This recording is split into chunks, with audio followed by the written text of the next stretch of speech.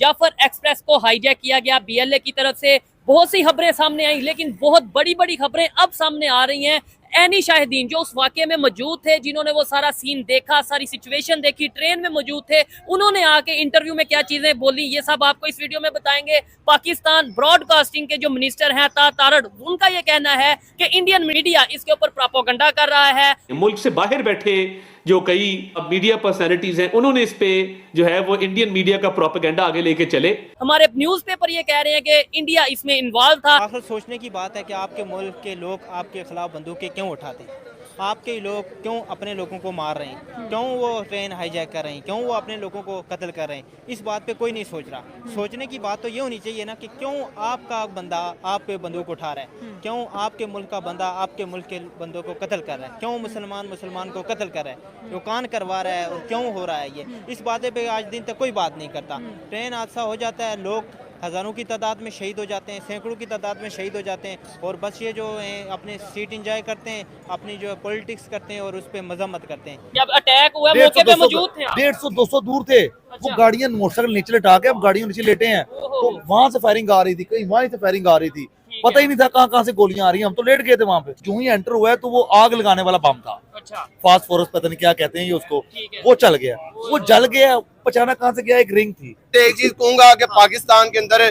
तकरीबन हर सूबे के अंदर 15-15 या 20-20 हिटलर आ तो आपने देखा कि किस तरह से पीएलए ने पाकिस्तान की ट्रेन को हाईजैक कर लिया और उसके बाद में सारा कुछ जो मामला उठा, चर्चा जोर शोर से हो रही है और पूरी दुनिया को एक बार पीएलए ने फिर दिखा दिया है कि किस तरह से पाकिस्तान और पाकिस्तान की आर्मी ने बलूचिस्तान पर जबरदस्ती जो है अपना हक बना रखा है और किस तरह से उनके हक को मार कर ये पाकिस्तानी अदारे और पाकिस्तानी लोग, उनकी प्रशासन, उनकी सरकार उन पर लूट खसोट कर रही है। और जब इनसे ये कम पड़ा, यानी कि जब पाकिस्तान आर्मी और पाकिस्तानी सरकार को ये लगा कि अब ये इतना लूट खसोट नहीं कर पा रहे बलूचिस्तान पे, तो उन्होंने जो है चाइना को भी इसमें इन्वॉल्व कर लिया। और चाइना को इन्वॉल्व करने के बाद फिर बलूचिस्तान में जिस तरह से आग लगी है, हाहाकार मचा है। और उसके बाद में अब बलूचिस्तान के लोगों ने, जो इनका एक बीएलए है ऑर्गेनाइजेशन, उसके द्वारा फिर उन्होंने इनकी नाक में दम कर रखा है। और फिर अब ये ट्रेन हाईजैक का मामला, और अभी हाल ही में एक मस्जिद में भी कुछ ब्लास्ट धमाका हुआ है वहां पर। तो अब कुल मिलाकर पाकिस्तान सरकार और पाकिस्तान की आर्मी जो है अब बैठ चुकी है एक ऐसे गर्म, काफी ज्वलनशील बारूद पर कि जहां पर हमेशा धमाका होता ही रहता है। और इनके नीचे पब्लिक पिस रही है, लेकिन इनके जो अदारे हैं, जो इसके मेन कारण लोग हैं, वो तो अपना आराम से अमन चैन से जी रहे हैं। उनको घंटा कोई फर्क नहीं पड़ रहा कि पाकिस्तान में हो क्या रहा है, बलूचिस्तान में हो क्या रहा है। लोग मारे जा रहे हैं, लोग घसीटे जा रहे हैं, लोगों का कितना नुकसान हो रहा है, कहाँ गई वो शांति व्यवस्था, सारा कुछ जो है प्रॉब्लम उनके देश में चल रहा है। लेकिन इतने के बावजूद भी ये लोग अपना वही विक्टिम कार्ड की पाकिस्तान को बर्बाद करने के लिए भारत जो है मदद कर रहा है, भारत ने ये सब करवाया है, मतलब सारा कुछ वो जो है थोप रहे हैं भारत पर, और खुद मजे की रोटी खा रहे हैं। और पाकिस्तानी आवाम पिसती जा रही है, दबती जा रही है, हर तरीके का बोझ पाकिस्तानी आवाम के ऊपर चढ़ा हुआ है। अब इतने पर भी पाकिस्तानी ना समझे तो उनको समझाने का फायदा क्या है, वो तो समझने वाले नहीं है। लेकिन पूरे इस घटनाक्रम में बात उठती है कि ये बार बार ब्लेम लगाते हैं भारत पर, और इनका केवल एक ही मोटिव है कि अपने लोगों को ये बता दो कि भारत ने करवाया है, बस कहानी खत्म। क्योंकि अब इनके पास ना कोई सबूत है, ना कोई तथ्य है, तो इनकी ही मीडिया अब मांगती है इनसे सबूत, तो इनके पास कुछ देने को है नहीं, बस ये बयानबाजी में भारत का नाम बार बार ले रहे हैं। और इस कारण से हमें जो है इनको एक जोरदार तमाचा लगाना ही पड़ता है कि भैया अपनी औकात में रहो, अपने सिस्टम में रहो। इसीलिए बार बार भारत जो है पाकिस्तान का भी नाम लेता है, क्योंकि ये जब इन खुराफातों में भी भारत को फंसाने की कोशिश करते हैं, तो फिर कहीं ना कहीं भारत का तो इतना सा बनता है कि वो जवाबी कार्रवाई करता रहे। अब इसी के साथ में आप देखेंगे कि इस तरह से इन्होंने जो है मजबूर कर दिया बलूचिस्तानियों को कि उन्होंने हथियार उठा लिए और फिर इसके बाद में सारा कुछ कर रहे हैं। अब ये तो उनको आतंकी बता रहे हैं, लेकिन हकीकत में क्या है ये कह पाना थोड़ा सा मुश्किल है। और कहीं ना कहीं इसकी साख जो है जुड़ी है आज़ादी को लेकर, और बलूचिस्तान अलग होना चाहता है, इसमें कोई दो राय नहीं है। और जिस तरह से वो आज लड़ाई लड़ रहे हैं, तो इसमें कोई बड़ी बात नहीं, कल को जो है बलूचिस्तान पाकिस्तान आ जाए अच्छा, तो ये सारा काम ही खत्म हो जाएगा। तो दो ही सुपर पावर बनते हैं ना,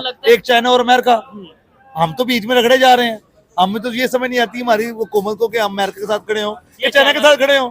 हर 10 साल बाद अपनी पॉलिसी चेंज कर देता है वो पकड़ के। वो जिनके साथ होता है बाद में उसी का वो दुश्मन होता है। पहले अमेरिका किसके साथ है? आजकल America, Pakistan, India, Afghanistan, India के साथ है शुरू से। वो शुरू से इंडिया के साथ है वो। लेकिन आपको आपकी जब से कतर की जंग भी लगी हुई थी, उसके बाद बैरी बेड़े आ रहे हैं, आज तक आए? अच्छा, नहीं आए। तो किनके साथ है? रशिया के साथ हुई, किधर गए वो? ठीक है।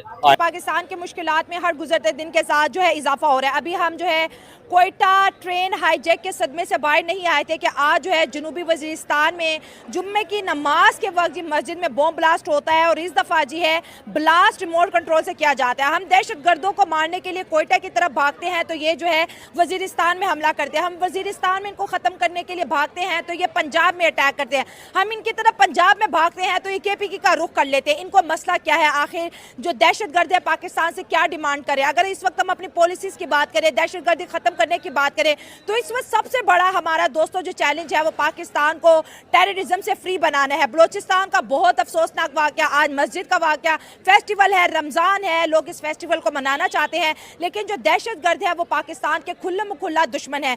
किन लोगों के हाथ है जी इनके पीछे और दहशत गर्द पाकिस्तान से क्या डिमांड कर रहे हैं? बलोची अगर ऐसा करते हैं तो पाकिस्तान की पाक आर्मी, पाकिस्तान की जितने भी फोर्सेस हैं, जो गवर्नमेंट पाकिस्तान जो बनी, जो आवाम के टैक्स पे जो भी खड़ा है, जिस वर्दी पे खड़ा है, उसका हक बनता है कि आम शहरी की हिफाजत करना। तो पाकिस्तान के जितने भी बड़े बड़े ऑफिसर्स हैं सिर्फ मीडिया पे आके बात करते हैं। हम टिकटॉक यूज़ करते हैं, जितने भी सोशल मीडिया के ऐप्स हैं उसमें उनकी माएँ रो रही हैं कि हमारे बच्चे मिसिंग है, कि नहीं आ रहे हैं, पता नहीं क्या है। ना गवर्नमेंट को कोई इतला है ना कुछ। इस पर हमारा आर्मी चीफ को एक्शन लेना चाहिए। इतना बड़ा मुल्क है, इतने हम लोग टैक्स पे कर रहे हैं।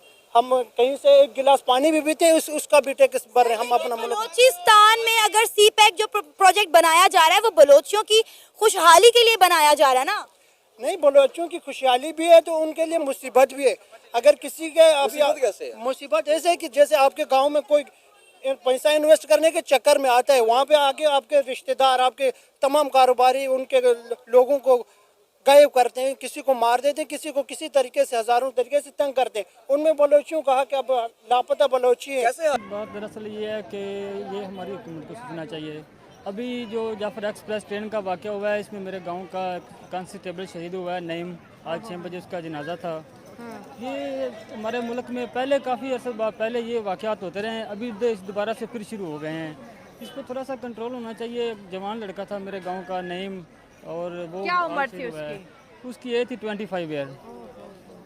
तो घर का सबसे छोटा बच्चा था और उधर वो ड्यूटी अंजाम दे रहा था तो ऑपरेशन के लिए गया और आज शहीद हो गया था। मिलिटेंट्स ने चाइना और पाकिस्तान को वार्न करते हुए कहा है कि as soon as possible China और पाकिस्तान जो है वो बलोचिस्तान से विड्रॉ कर जाएं। उन्होंने कहा कि गवादर और बलोचिस्तान बलोचियों से बिलोंग करते हैं, यहाँ पाकिस्तान और चाइना का कोई काम नहीं बनता। उन्होंने कहा कि बलोचिस्तान के समंदर और ज़मीन की हिफाजत की जिम्मेदारी बलोचियों की है और चाइना किससे पूछकर बलोचिस्तान में CPEC के मंसूबे पर काम कर रहा है, वो भी हमारे दुश्मन के साथ मिलकर।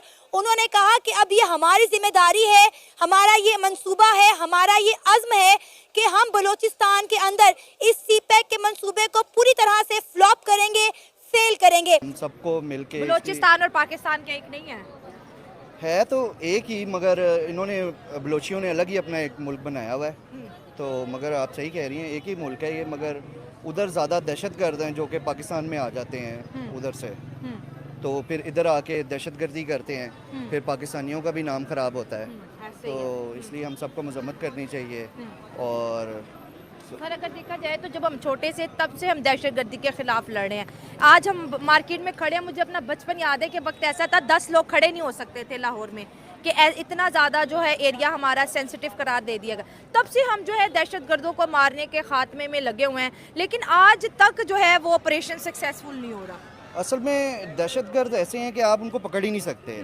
उन्होंने जैकेट्स पहनी होती हैं और एकदम से वो जाके हमलावर हो जाते हैं, तो आवाम तो उनको कोई भी नहीं पकड़ सकता। तो बस पहले से काफ़ी बेहतर हो गया है। इंतहाई एक अफसोसनाक है और हमारा जो मुल्क है ये अंदरूनी और बैरूनी साजिशों का शिकार है। अच्छा। तो इसके अंदर जो मोस्टली जो है वो आप कह सकते हैं कि जो हमारे मुल्क को वीकन कर रहे हैं, जैसे हमारा CPEC का प्रोजेक्ट है वो भी शुरू होने वाला है, बाकी डेवलपमेंट हो रही है, मुल्क बेहतरी की तरफ जा रहा था, आपका एक पाथ के ऊपर चल पड़ा था। तो ये फिर काम जो हो रहे हैं ये मुल्क को वीक करने की कोशिश हैं और इसके अंदर हमारे दूसरे जो मुल्क हैं जो जिसका फ़ायदा उठाना चाह रहे हैं वो इसके अंदर शामिल है। इसके